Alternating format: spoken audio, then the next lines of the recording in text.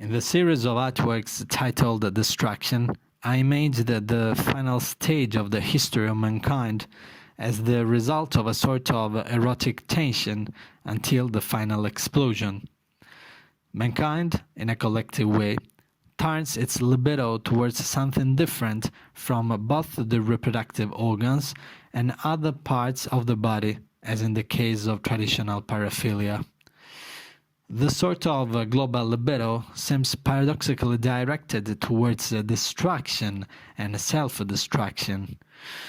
The apocalypse is interpreted as a sort of historical stage after the erotic satisfaction, a gigantic and monstrous post-coitum soon after the total annihilation. Thus, in the Destruction series, the spectator will observe female feet seeming to tease giant atomic funguses, prosperous breasts, apotropaic gestures, scenes of devastation.